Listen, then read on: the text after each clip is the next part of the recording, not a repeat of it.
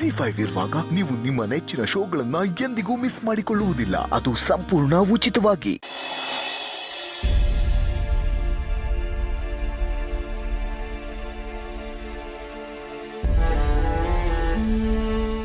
ಮಾವ, ನಿಮ್ಮ ಹತ್ರ ಒಂದು ವಿಷಯ ಹೇಳಬೇಕು. ಏನಾಯ್ತು ಪೂರ್ಣಿ? ಯಾಕೆ ಅಳ್ತಾ ಇದೆಯಾ? ಮಹೇಶ, ಏನಾಯ್ತು? ಅಣ್ಣ, ಅದು ಒಂದು ದೊಡ್ಡ ಅನಾಹುತನೇ ಆಗಿದೆ. ಸಿರಿ ಅವ್ರ ತಂದೆ ರವೀಂದ್ರ ಇದ್ರಲ್ಲ, ಅವರು ಆಕ್ಸಿಡೆಂಟಲ್ಲಿ ತೀರು ಹೋದ್ರಂತೆ.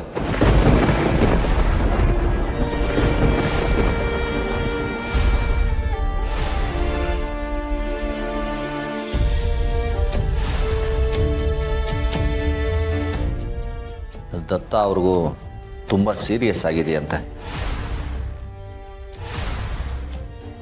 ಸಂಜೆ ಈಗಷ್ಟೇ ಕಾಲ್ ಮಾಡಿದ್ಲು, ಅವರು ಹಾಸ್ಪಿಟಲ್ ಇದ್ದಾರಂತೆ. ಏನಮ್ಮ ಹೇಳ್ತಾ ಇದೆಯಾ? ಇದೆಲ್ಲ ಯಾವಾಗ ಆಯ್ತು, ಹೇಗಾಯ್ತು? ಏನೋ ಗೊತ್ತಿಲ್ಲ ಮಾವ. ಸಂಧ್ಯೆ ತುಂಬಾ ಅಳ್ತಿದ್ಲು, ಸಿರಿಗೂ ಮಾತಾಡಕ್ಕಾಗ್ಲಿಲ್ಲ. ಹತ್ತು ಸುಸ್ತಾಗಿದ್ಲಂತೆ. ಮನೆಯವ್ರಿಗೆಲ್ಲ ತಿಳಿಸ್ಬಿಡಿ, ಹಾಗೆ ಸಮರ್ಥಗೂ ಇಲ್ಲಿಗೆ ಬರಕ್ಕೆ ಹೇಳಿ ಅಂತ ಹೇಳಿದ್ಲು. ಆದ್ರೆ ನಾನು ಹೇಗೆ ಹೇಳಿ ಮಾವ? ಪುಣಿ, ಈ ವಿಷಯನ ಅಮ್ಮಗೆ ಹೇಳಿದ್ಯಾ? ಇಲ್ಲ ಅಣ್ಣ, ಇನ್ನೂ ಹೇಳಿಲ್ಲ. ನಾನು ಹೇಳೋದು ಬೇಡ ಅಂತಲೇ ಹೇಳಿದೆ. ಪೂರ್ಣಿಗೆ ಈ ವಿಷಯನ ಅತ್ತಿಗೆಗೆ ತಿಳಿಸುವಷ್ಟು ಧೈರ್ಯ ಇಲ್ಲ. ಸಮರ್ಥ ಅರೆಸ್ಟ್ ಆಗಿರೋ ವಿಷಯನ ಸಿರಿಗೂ ಹೇಳಿಲ್ಲ ಮಾವ. ಇಂಥ ಸಮಯದಲ್ಲಿ ಅವಳಿ ವಿಷಯನ ಹೇಗೆ ತಗೋತಾಳೋ ಗೊತ್ತಾಗ್ತಿಲ್ಲ.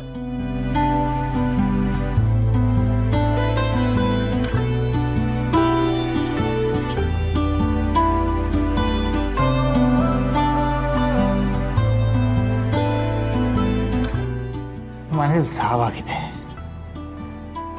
ಸಮರ್ಥ ಅರೆಸ್ಟ್ ಆಗಿದ್ದಾನೆ, ಏನೆಲ್ಲ ನಡೀತಾ ಇದೆ.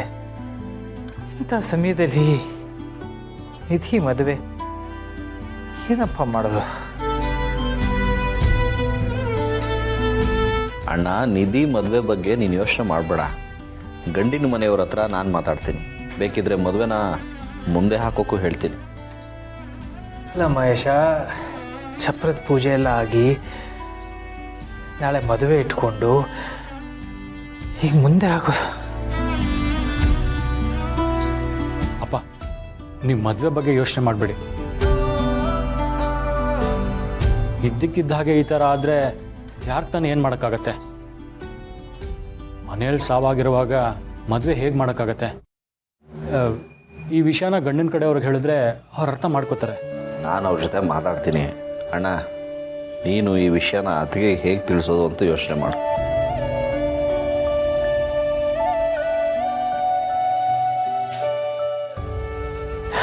ಸರಿ, ನಾನು ಆಸ್ಪತ್ರೆಗೆ ಹೋಗ್ತೀನಿ. ಸಂಧ್ಯಾ ಸಿರಿ ಯಾವ ಸ್ಥಿತಿಲಿದ್ದಾರೋ ಏನೋ. ಅಭಿ, ನೀವು ಲಾಯರ್ ಹತ್ರ ಹೋಗಿ ಮಾತಾಡಿ.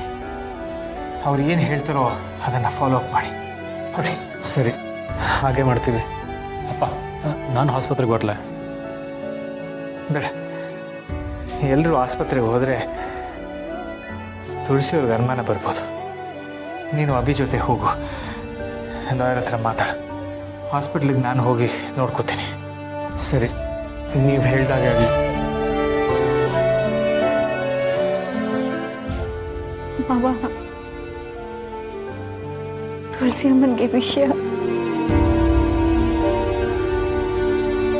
ಇಲ್ಲ, ತುಳಸಿಯವ್ರಿಗೆ ಈಗಲೇ ವಿಷಯ ಹೇಳೋದು ಬೇಡ. ಅವರಿರೋ ಪರಿಸ್ಥಿತಿಲಿ ರವೀಂದ್ರ ಅವ್ರು ತೀರ್ಕೊಂಡಿರೋದು ಗೊತ್ತಾದರೆ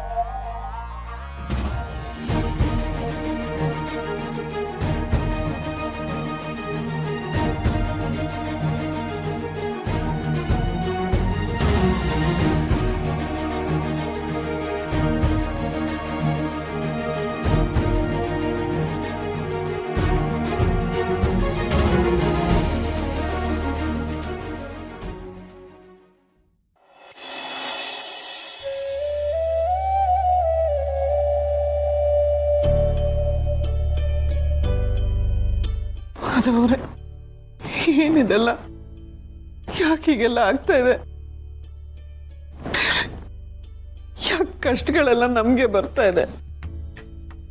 ಸಮಾಧಾನ ಮಾಡ್ಕೊಳ್ಳಿ ತುಳಸಿಯವರೇ, ನನಗೆ ಅರ್ಥ ಆಗುತ್ತೆ.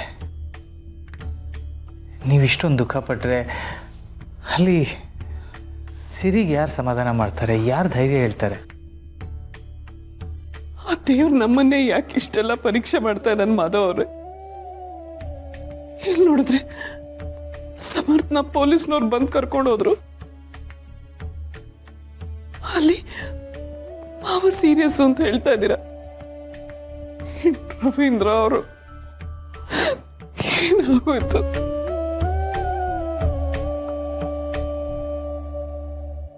ಮಾವ ಮಾವ ಹೆಂಗಿದ್ದಾರೆ ಮಾಧವ್ ಅವರೇ? ನಾನು ಈಗಲೇ ಅವ್ರನ್ನ ನೋಡಬೇಕು, ರವೀಂದ್ರ ಅವ್ರನ್ನೂ ನೋಡಬೇಕು. ಬನ್ನಿ, ನಾವು ಈಗಲೇ ಹೋಗೋಣ. ಮಾವನಾದ್ರೂ ಉಳಿಸ್ಕೊಳ್ಳೇಬೇಕು. ಬನ್ನಿ. ಬೇಡ ಅಮ್ಮ, ಇಂಥ ಪರಿಸ್ಥಿತಿಯಲ್ಲಿ ನೀವು ಆಸ್ಪತ್ರೆಗೆ ಹೋಗೋದು ಬೇಡ. ಹೌದು ತುಳಸಿಯವರೇ, ಬೇಡ.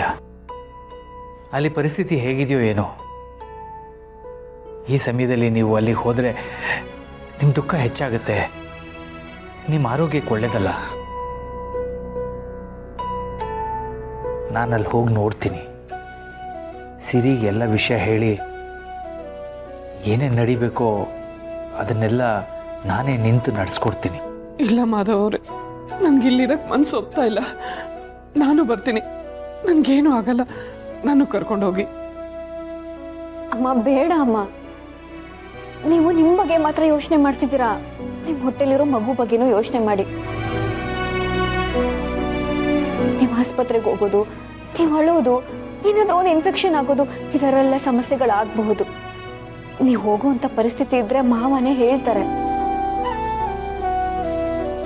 ಹೌದು ತುಳಸಿಯವರೇ, ನಾನು ಅಲ್ಲಿಗೆ ಹೋಗಿ ನಿಮಗೆ ಕಾಲ್ ಮಾಡ್ತೀನಿ. ಹಾಗೇನಾದರೂ ನೀವು ಬರ್ಬೋದು ಅಂತಂದರೆ ನಾನೇ ಬಂದು ನಿಮ್ಮನ್ನು ಕರ್ಕೊಂಡು ಹೋಗ್ತೀನಿ. ದತ್ತ ಅವ್ರಿಗೆ ಏನೂ ಆಗಲ್ಲ. ಕಾರ್ಯ ಎಲ್ಲ ಮುಗಿಸಿ ನಾವು ದತ್ತ ಅವ್ರನ್ನ ನೋಡಕ್ಕೆ ಹೋಗೋಣ. ಪೂರ್ಣಿ, ಹುಷಾರು. ನಾನು ಹೋಗಿ ಬರ್ತೀನಿ. ಮಾಧವ್ ಅವರೇ, ನಾನು ಬರ್ತೀನಿ. ನಾನು ಬಿಟ್ಟೋಗ್ಬೇಡಿ, ನಾನು ಬರ್ತೀನಿ.